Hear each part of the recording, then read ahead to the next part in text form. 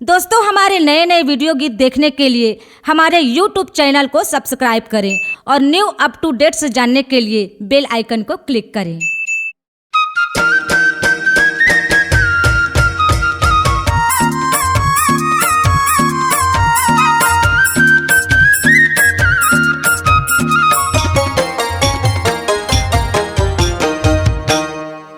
सतनाम के पाठ ला पढ़ाए, ए गुरु सतनाम के पाठ ला पढ़ाए।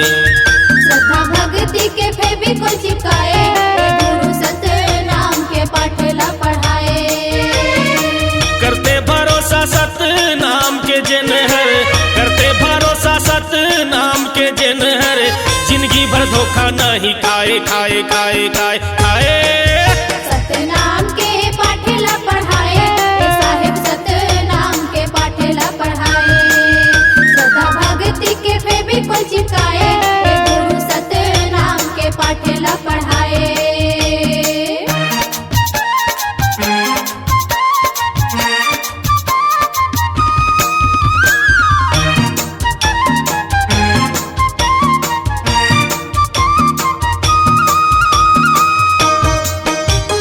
सतनाम सतनाम जपो जी सुबह शाम, एक ठन मंत्र बताए। ए गुरु साहेब एक ठा मंत्र बताए।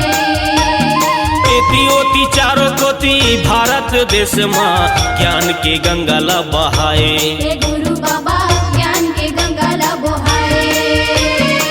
वही तो तारनहार, वही तो पालनहार, वही तो तारनहार, वही तो पालनहार, दुनिया में जन जन ला बताए। हो गुरु साहेब सत्य के पाठ ला पढ़ाए, ये गुरु साहेब सत्य के पाठ ला पढ़ाए।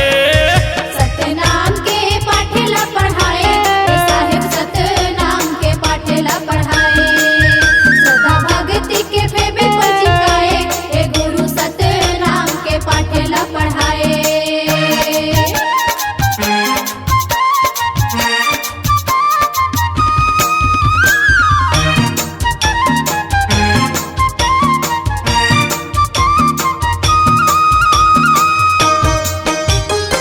बोलो सदाचारी बनो जी हितकारी, शब्द सत बोली बानी बोलो।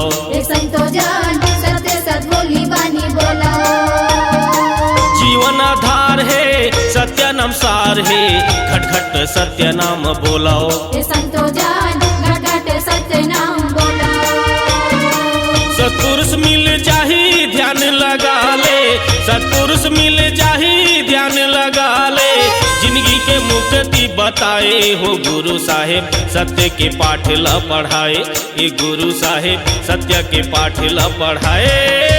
सतनाम के पाठ ला पढ़ाए, ए साहिब सतनाम के पाठ ला पढ़ाए। श्रद्धा भक्ति के फेविकोल चिपकाए, ए गुरु सतनाम के पाठ ला पढ़ाए। करते भरोसा सतनाम के जिन हर, करते भरोसा सतनाम के जिन हर, जिंदगी भर धोखा नहीं खाए खाए खाए खाए खाए। सतनाम के पाठ ला पढ़ाए, ए साहिब सतनाम के पाठ ला पढ़ाए। श्रद्धा भक्ति के फेविकोल चिपकाए, ए गुरु सतनाम के पाठ ला पढ़ाए। ए साहिब सतनाम के पाठ ला पढ़ाए, ए गुरु सतनाम के पाठ ला पढ़ाए। ए साहिब सतनाम के पाठ ला पढ़ाए। C-Log Digital Recording Studio, Cordoba. Contact number 9907119215.